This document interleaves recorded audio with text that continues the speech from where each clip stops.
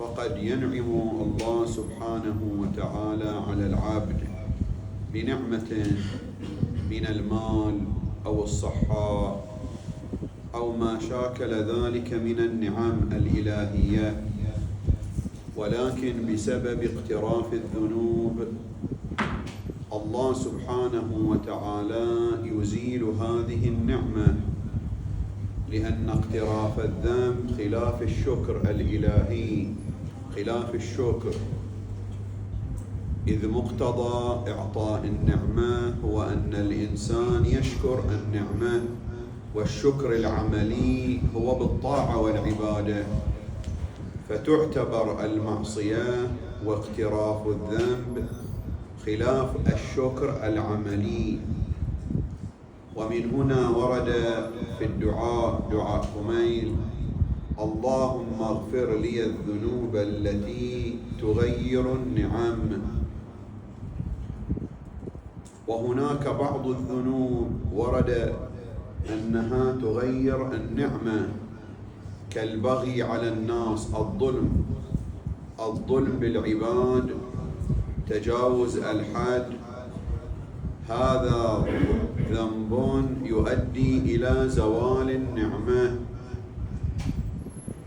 وكذلك ترك اصطناع المعروف، الإنسان يترك المعروف، هناك بعض المعروف الواجب كصلة الرحم الواجب وما شاكل ذلك، تركه يؤدي أيضا إلى زوال النعمة.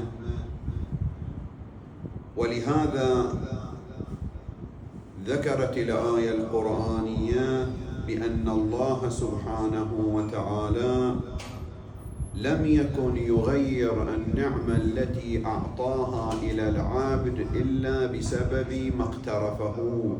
قال تعالى: ذلك بأن الله لم يكن مغيرا نعمة أنعمها على قوم حتى يغيروا ما بأنفسهم إن الله وأن الله سميع عليم.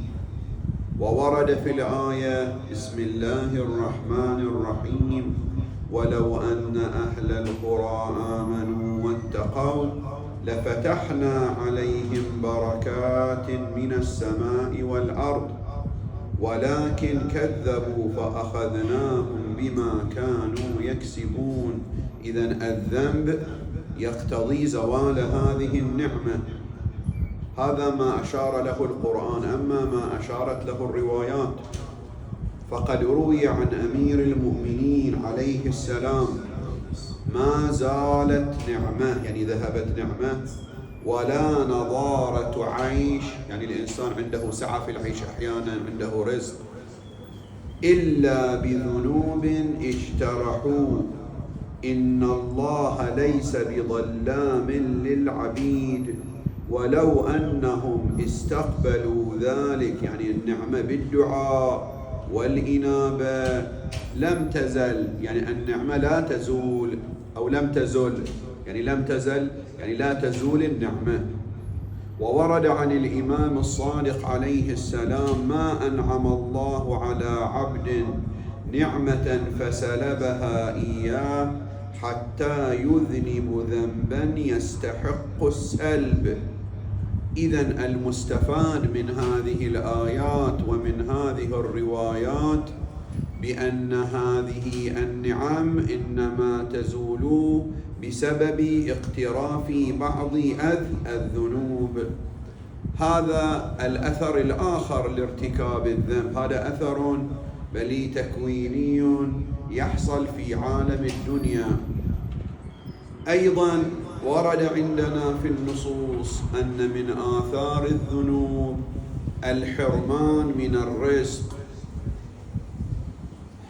قال تعالى: بسم الله الرحمن الرحيم: ولا يحسبن الذين كفروا أنما نملي لهم خير لأنفسهم إنما نملي لهم ليزدادوا إثما ولهم عذاب مهين. إذن الله سبحانه وتعالى نتيجة اقتراف بعض الذنوب يعطي الإنسان نعمة لأجل الاستدراج، وبعد الاستدراج يعذبه عذابا شديدا، ومن هنا يكون اقتراف الذنب مؤد إلى الحرمان من الرزق. فورد عن الإمام الصادق عليه السلام: إن المؤمن ليأتي الذنب فيحرم به الرزق. وورد عن الإمام الباقر: إن العبد ليذنب الذنب فيزوى عنه الرزق. وذكر بعض العلماء أن هذا الرزق قد يكون رزقا ماديا، وقد يكون أيضا رزقا معنويا كتوجه القلب لأجل الطاعة وما شاكل ذلك. هناك رزق معنوي، فبسبب هذا الذنب يزوى ويذهب عنه الرزق، سواء كان الرزق المادي أو الرزق المعنوي. كل هذا بسبب آثار الذنب. الأثر الآخر الذي نشير إليه اليوم هو مسألة نسيان العلم. يستفاد أيضا من الروايات أنه ارتكاب الذنب يؤدي إلى نسيان العلم. الإنسان يحصل على معلومة من أي مكان، من مسجد، من مأتم، من كتاب، ولكنه بسبب ارتكابه للذنوب قد يؤدي هذا إلى حرمانه من تذكر العلم فينسى به العلم. ورد في الرواية عن النبي الأعظم صلى الله عليه وآله: اتقوا الذنوب فإنها ممحقة للخيرات، يعني تذهب الخيرات. إن العبد ليذنب الذنب فينسى به العلم الذي كان قد علمه.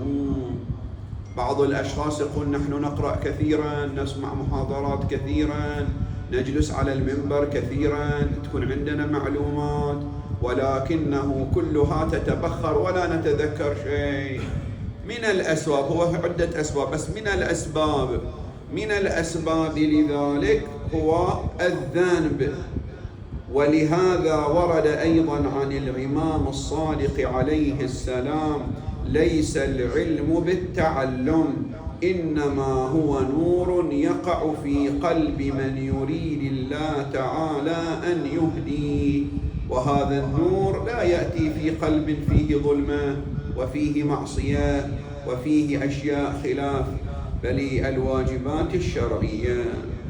هذه بعض ما يستفاد من الروايات والنصوص. الآثار التكوينية للذنوب في عالم الدنيا، وهذه عقوبات بعضها مادية وبعضها عقوبات معنوية، بعضها عقوبات فردية وبعضها عقوبات اجتماعية. وأيضا هناك آثار أخرى تستفاد من النصوص كلها بسبب اقتراف الذنوب. سنتكلم أيضا عن بعض ذلك في الجلسات الآتية. اللهم كن لوليك الحجة بن الحسن صلواتك عليه وعلى آبائه الطاهرين في هذه الساعة وفي كل ساعة وليا وحافظا وقائدا وناصرا ودليلا وعينا، حتى تسكنه أرضك طوعا وتمتعه فيها طويلا. اللهم اجعلنا من أنصاره وأعوانه ومقوية دولته وسلطانه. وصل اللهم على محمد وآله الطاهرين.